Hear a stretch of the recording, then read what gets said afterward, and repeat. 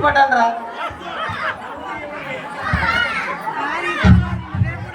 చిన్నగా నానమ్మ అడుగు నొప్పులు. మీ ముసలోడు ఏమన్నా కనిపించాడా? ఎవడో వచ్చాడు పిఠాపురం అంట. మీదెవరు? మాది పిఠాపురమే. నీకు ముసలోడు ఏమంటాడు? నా మొగుడు. మరి సంతోషం అంటే నిన్ను ఆడు బొంద నేను తంతేనే ఈడికొచ్చి పడ్డాడు ఆపడానికి.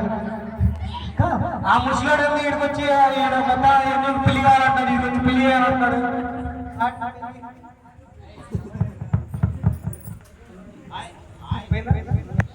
పోయిందా? Hello hello hello hello hello hello hello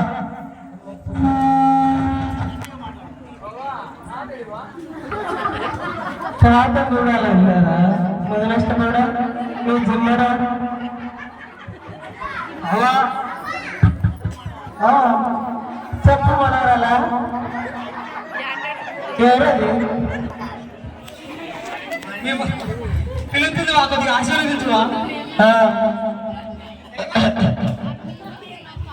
ఆశీర్వదించువా. మంచి చదువుకో బిడ్డ. అలా కదా, ఎందుకు మీ మధ్య గొడవ జరిగింది? ఎందుకు కన్నావు? వాడికి ఈ వయసులో కూడా హనీమూనా పోవాల్సింది. ఏ గుడ్డికో ఏ కెడాకెడాలకో.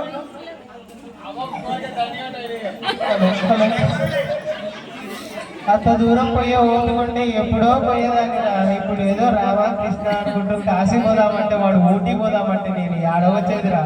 ఊటీకి రాకుండా వెళ్ళావా? పిఠాపురంలో ఆడ పక్కన మరి ఇది గుంటూరు కృష్ణాలో వరదలు వస్తున్నాయంట.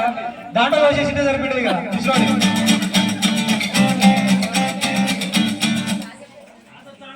తాతొచ్చాడు సాంగేశ్వరు. తాగుతాడు పైకి రమ్మను వాడిని. పైకి వస్తాలేవా అంటే ఇప్పుడు రాడు, నువ్వు పోయినా వస్తాడు మళ్ళీ. భయం కదా.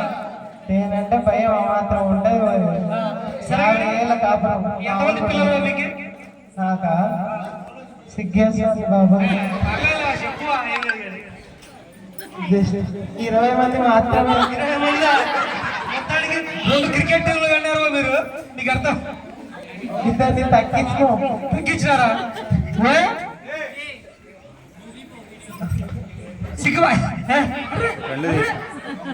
అవా అక్కడి నుంచి సిగ్గుపడతా ఉండు. మన వాళ్ళు వచ్చి డాన్స్ చేసి పెడతారు. డాన్స్ చేయడానికి వస్తున్నారు. విష్ణు అంటే